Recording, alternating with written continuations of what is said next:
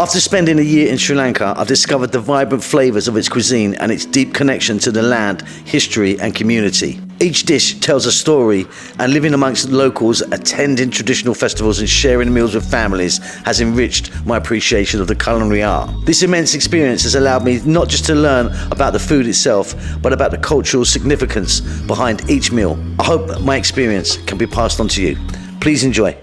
When it comes to the rich and vibrant world of Sri Lankan cuisine, few dishes hold as much warmth and comfort as a chicken curry. It's not just a meal, it's an experience steeped in tradition, family gatherings and flavorful journeys. Today, we're excited to make this beautiful but very, very simple chicken curry.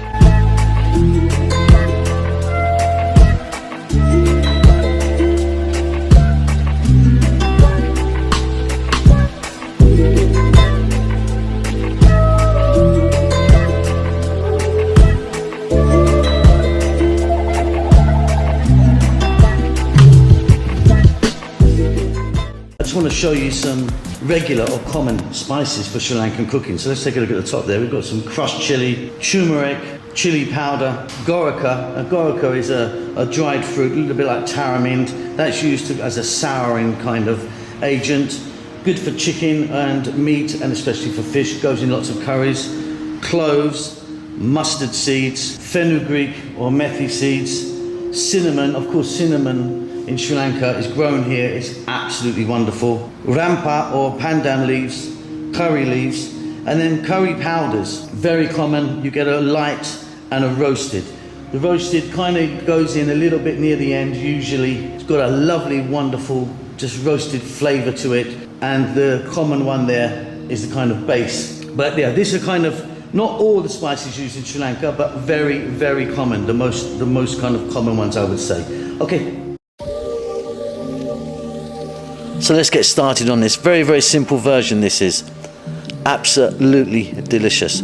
So we're going to use 1 kg of chicken. That's 2.2 pound. And we're going to keep the bone in, take the skin off and cut it into parts. Let's get to the cooker. So I've got like 2 or 3 tablespoons of coconut oil there. We're on an above medium heat at this stage. And we're going to drop in fresh chili, 1 cup of onion, 1 tablespoon of garlic. The fresh chili is entirely up to the amount. Then we're going to add in some cinnamon, some pandan leaves and some curry leaves. We're going to mix this around and cook this for about 4 to 5 minutes. Stir often.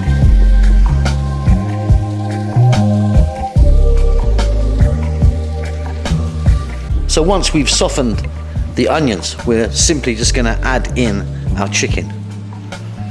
This is a whole chicken that I've just chopped up, but you can use, legs or thighs or something like that. That's entirely up to you. Staying on this above medium heat, fairly vibrant. We're going to be cooking this for about 6 or 7 minutes. Again, we're going to be throwing it around in the pan fairly often. We're going to add some salt to taste, and then we're going to get some powders in. So we've got roasted and unroasted curry powder there and chili powder. About 4 teaspoons of chili powder, it's quite a lot. 3 teaspoons of the unroasted and 1 teaspoon or slightly above of the roasted one. Again, we're going to spin this around in the pan for 4 to 5 minutes.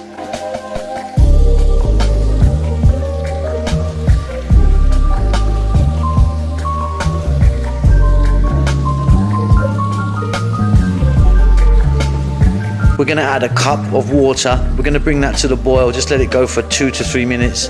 And then what we do is we add our coconut milk. About a cup again, a cup of coconut milk. We're then going to lower down the heat, just to, not a simmer, but above a simmer. And we're going to let it go now for about another 10 minutes or so. Give it a stir every now and then. You've only gone and done it. This is absolutely delicious. I mean, really, really delicious. Check it for salt at the end. You might want to adjust it a little bit.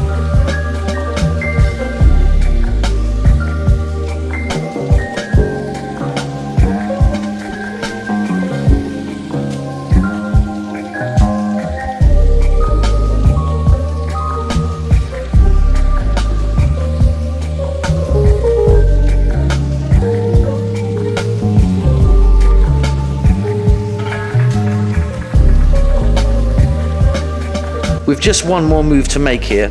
We're going to take one tomato, chunky cut. We're going to drop that in. We're going to stir. And this is ready to serve. Fabulous stuff. Hope you enjoy that.